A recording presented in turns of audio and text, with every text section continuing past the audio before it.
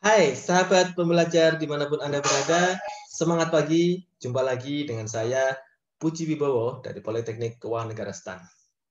Kali ini kita akan melanjutkan pembelajaran mengenai bagaimana menerapkan model-model fungsi matematika, khususnya adalah fungsi linear, di dalam penerapan teori-teori ekonomi. Kali ini kita akan menjelaskan dulu bagaimana menerapkan fungsi linear di dalam hukum permintaan. Sebagaimana sahabat ketahui bahwa permintaan itu identik dengan bagaimana kita ingin mencari seberapa banyak jumlah barang yang diminta oleh seseorang individu maupun kelompok masyarakat di dalam level harga tertentu. Ya, misalkan kemarin kita baru melihat fenomena yang sangat luar biasa, betapa banyak orang mengantri untuk membeli minyak goreng, berarti itu menunjukkan permintaan akan minyak goreng pada saat itu begitu tinggi. Kenapa permintaan minyak goreng begitu tinggi? Karena pada saat itu pemerintah menerapkan kebijakan subsidi harga atau harga eceran tertingginya ditetapkan sebesar 14.000 per liter untuk minyak goreng kemasan. Tentu saja ini menjadi barang yang sangat dibutuhkan, sangat menggiurkan dengan harga 14.000 karena sebelumnya harga minyak goreng sempat sangat tinggi sekali ya, untuk kemasan 2 liter itu bisa mencapai 30.000 lebih ya. Nah, ini berdampak pada permintaan yang begitu banyak yang tidak bisa dikendalikan. Nah, di dalam fungsi linear harapannya kita ingin menyederhanakan bagaimana beberapa faktor yang mempengaruhi permintaan itu cukup disederhanakan dengan melihat faktor harga saja. Karena nanti sahabat akan ketahui bahwa sebenarnya yang menentukan tingkat permintaan sebetulnya tidak hanya faktor harga. Tapi demi penyederhanaan di dalam model matematika, kita cukup melihat apa dampak dari harga itu terhadap permintaan barang.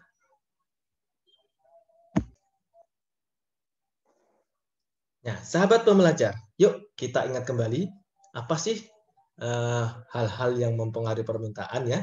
Yaitu pertama harga barang itu sendiri ya. Harga barang itu sendiri. Mohon maaf, harga barang itu sendiri, semakin tinggi harga barang, maka permintaannya bagaimana? Nah, betul sekali, permintaan akan semakin turun. Ya, sebaliknya kemarin harganya rendah, maka permintaan tinggi. Itu yang kita lihat fenomena di kasus minyak goreng tadi.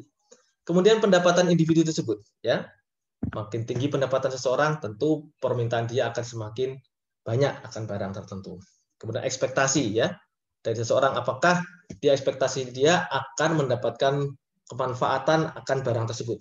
Kalau dia mengharapkan ada manfaat lebih dengan membeli barang, maka dia akan membeli barang tersebut. Kemudian, sahabat pembelajar, yang tidak kalah pentingnya adalah kita memperhatikan harga barang lain yang terkait. Nah, disinilah nanti kita melihat apakah barang itu merupakan barang substitusi atau barang komplement.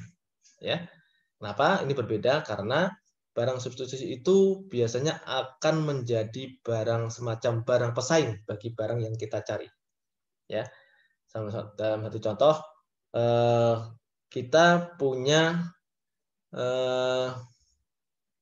kopi, ya. Kopi itu biasanya substitusinya apa? Orang kalau nggak minum kopi, dia akan minum teh, ya. Sehingga ketika harga kopi ini naik, maka orang akan cenderung mengurangi konsumsi kopi, sebaliknya dia akan menambah konsumsi teh. Karena teh itu bisa menjadi barang substitusi buat kopi tersebut. Sebaliknya, sahabat pembelajar, ada juga barang yang namanya barang komplement. Itu adalah barang sebagai barang pelengkap. Contoh, bahwa yang namanya sepatu itu akan dilengkapi dengan kaos kaki. Ya, mohon maaf. Sepatu dilengkapi dengan kaos kaki.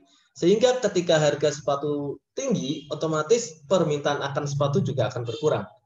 Berkurangnya permintaan sepatu akan berdampak juga dengan berkurangnya permintaan kaos kaki. Karena orang kemungkinan kecil akan menggunakan kaos kaki tanpa menggunakan sepatu. Ya, oke, itu adalah harga barang lain yang terkait. Kemudian selera, ya, selera masyarakat bisa berubah, ya. Yang dahulu orang hanya butuh menggosok gigi ini cukup dengan pasta gigi, tapi sekarang selera orang berbeda. Dia perlu menambahkan dengan larutan pencuci mulut, ya. Ada merek macam-macam, ya. Itu namanya selera. Kemudian jumlah pembeli, karena jumlah pembeli ini berkaitan dengan kompetitor antar pembeli, ya. Itu yang kita saksikan kemarin antrean panjang untuk kasus minyak goreng. Jadi sahabat pembelajar, ini sedikitnya adalah faktor-faktor ataupun variabel-variabel yang mempengaruhi permintaan.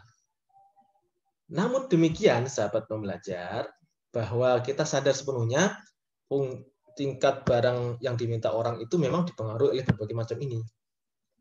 Nah, di dalam model matematika, kita menyederhanakan variabel-variabel ini, kita anggap variabel di luar harga, ya, itu dianggap tetap, atau kita nyebutnya ceteris paribus, dianggap tidak berubah. Jadi di sini kita ingin lihat bagaimana pola pergerakan jumlah barang diminta akibat perubahan harga.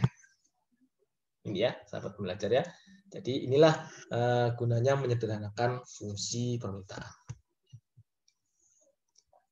Nah, untuk menggambarkan kurva permintaan, kita menyederhanakan itu cukup QD sama dengan fungsi dari price ya, karena penyebab faktor lain dianggap tetap, tidak diperhitungkan dalam model.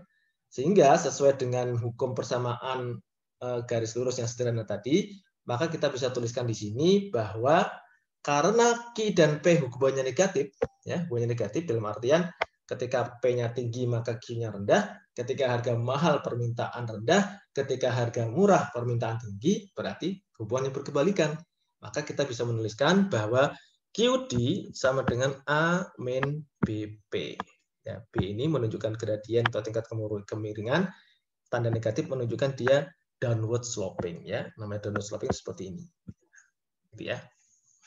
Nah, atau kalau kita balik, fungsi P-nya yang menjadi dependent variable ya. Kalau yang di sini kan fungsi Q-nya jadi dependent variable. Kalau P-nya jadi dependent variable berarti AB min 1 per BQD. Ini persamaan aritmatik biasa. Ya. Nah, sahabat pembelajar, satu hal yang perlu sahabat ketahui bahwa di dalam fungsi ekonomi ini kita seringkali memasang ya variabel P itu di sumbu Y ya. Jadi sumbu Y-nya ini justru malah P gitu ya. Sementara sumbu X-nya adalah Q. Padahal ini sedikit berbeda dengan asumsi selama ini ya, bahwa yang namanya jumlah barang itu kan dipengaruhi oleh harga. Harusnya Q-nya itu di sumbu Y karena dia variabel dependen.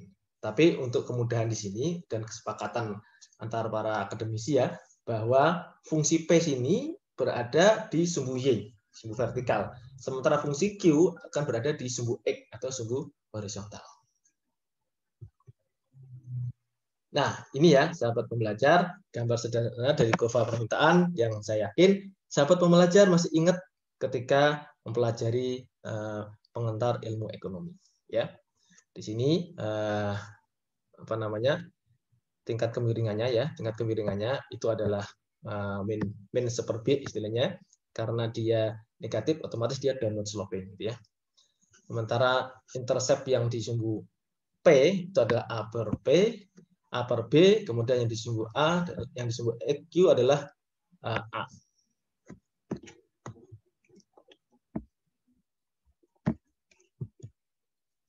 Nah, contoh soal sahabat pembelajar. Bahwa kita punya fungsi permintaan Q sama dengan 200 min 2P. Maka di sini dinyatakan fungsi tersebut dalam bentuk P sama dengan min P sama dengan FQ. Jadi dibalik ya. Kalau Q sama dengan min 200 min 2P, maka kalau fungsinya dinyatakan dalam fungsi P gimana? Berarti tinggal dibalik ya. 2P sama dengan 200 dikurangi Q ya. Maka P sama dengan 100 dikurangi 0,5Q. Supaya apa? Supaya terlihat bahwa seolah-olah P-nya dipengaruhi oleh Q. Padahal kan memang harusnya Q-nya itu dipengaruhi oleh P. Ya. Jadi hanya memperlihatkan saja, nanti pergerakannya tetap kita akan melihat bahwa pergerakan antara P sama Q itu berbalikan, berlawanan ya, karena dia memang downward sloping gitu ya. Nah, demikian ya sahabat pembelajar. Nanti coba di rumah sendiri bagaimana kalau kita punya harga 15,3, kemudian jumlah yang diminta adalah 60. Ketika harga itu turun menjadi turun ya, permintaan 75 unit saat harganya naik 19,3, maka kurva permintaan diasumsikan linear. Maka Anda diminta mencari persamaan Q sama dengan fungsi P atau P sama dengan fungsi Q. Ya, ini berarti sahabat pembelajar bisa diselesaikan dengan fungsi linear yang melewati dua titik. Jadi seolah-olah ada dua titik di sini ya. Titiknya adalah ke 35 dengan 19,30 dan 60 dengan 15,3. Nanti di situ bisa diketahui gradiennya dan kita bisa mengetahui fungsi umum atau persamaan umum untuk persamaan permintaan. Ya, demikian sahabat pembelajar pengenalan mengenai fungsi permintaan. Dalam kaitannya kita menggunakan fungsi linear untuk menjelaskan hukum permintaan. Sampai jumpa di dalam video edukasi berikutnya. Salam sehat buat sahabat pembelajar. Assalamualaikum warahmatullahi wabarakatuh.